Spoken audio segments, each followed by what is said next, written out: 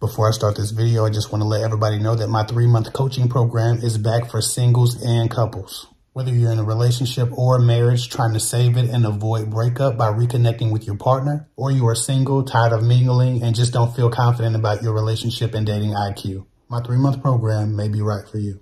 Now, if you know you need a full contact, unlimited coaching experience to either save your relationship or establish a healthy dating life as a single person, text the word love to 614-254-6633.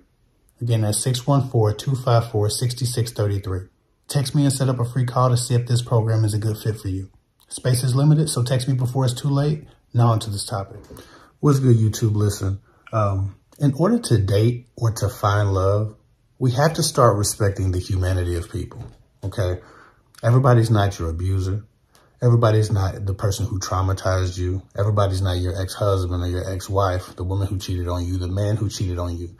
So often we get into these relationships that become unhealthy because we revert back to very familiar pathways, very familiar habits, patterns, and practices of dealing with conflict, of initiating conflict, of expressing ourselves. Most of the time, we don't do the growth, we don't do the development, we don't do the evolutionary steps to have a better experience the next time around.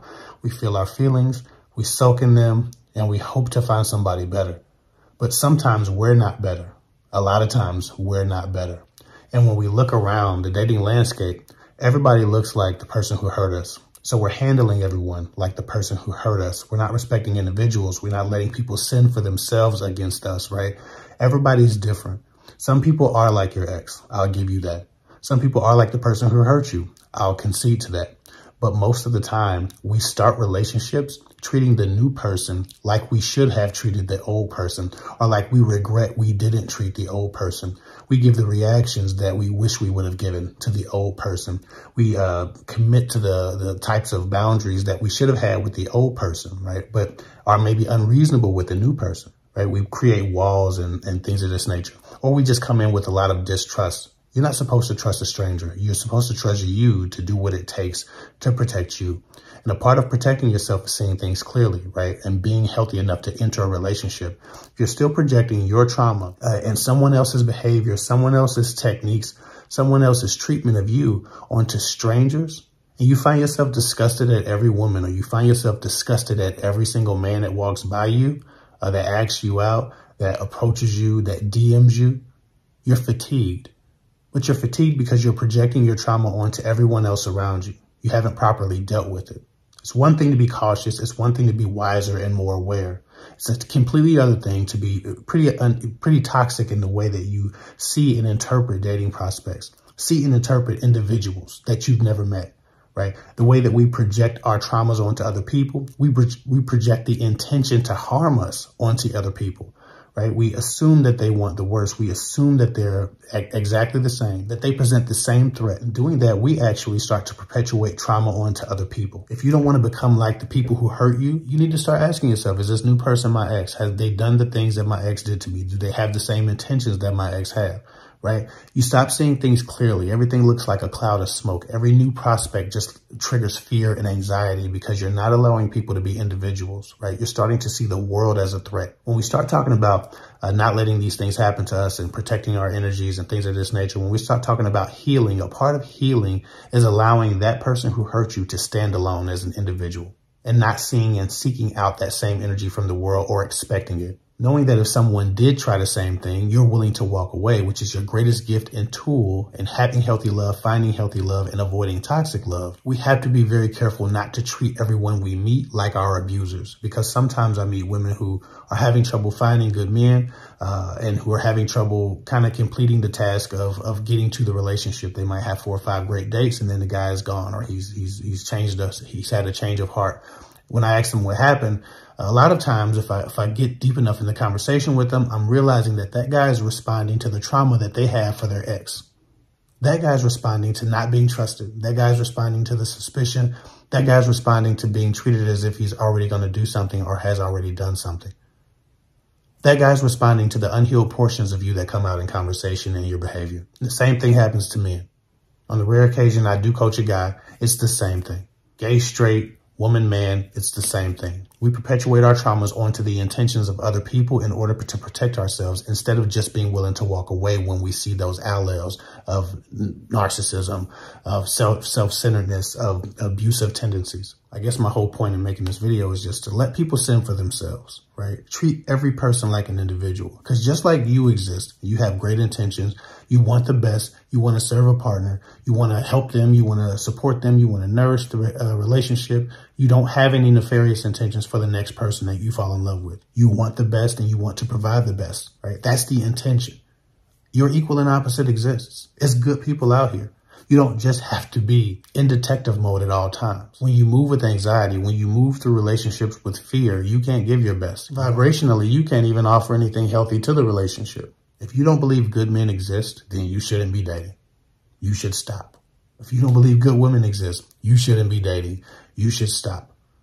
But if you believe good human beings exist, you have to start letting people sin for themselves, discovering people and what they offer you in real time, instead of projecting all of your trauma onto them before you even get to the relationship. I can't tell you how many women I talk to who run decent men off, because they're untrusting, they're frustrated, they're still mad at the person who hurt them, but they're treating the new person like they should have treated the old person. They begin to self-sabotage. If we're talking about not letting that person win, not letting your abuser win, right? Not letting the person who traumatized you win, you absolutely let them win if you treat the next person like you should have treated them, and you can't move forward because now you're unhealthy, you're toxic, you're sick. If you're in my comment section talking about all men anything or all women anything, you're probably not healthy enough to date. Regroup, meditate, find yourself spiritually, get yourself together energetically. Think about what you've offered a relationship and what you've accepted. Think about the portions of the failures that may be your fault. Sometimes when I look into the comment section, it's clear that some people don't have a chance at healthy love because they're not healthy and they don't know how to become healthy.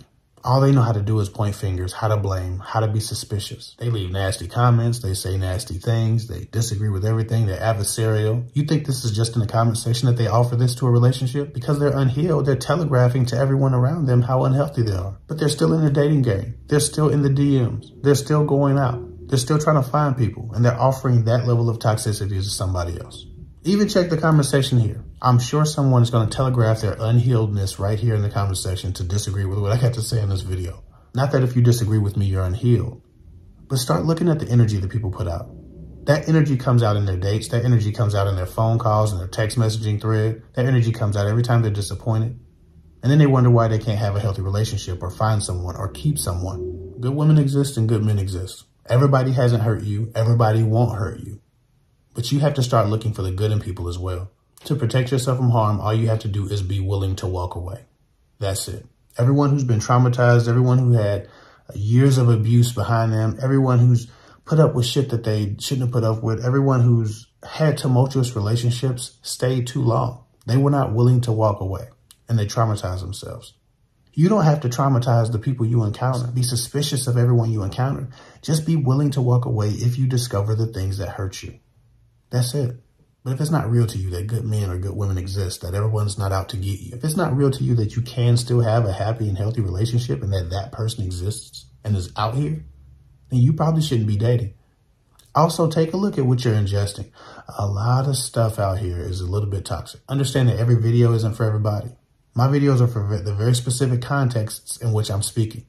They cannot be blanket applied to everything. They're not intended to. I'm talking to a very specific person. I have a very specific situation in mind when I do any video.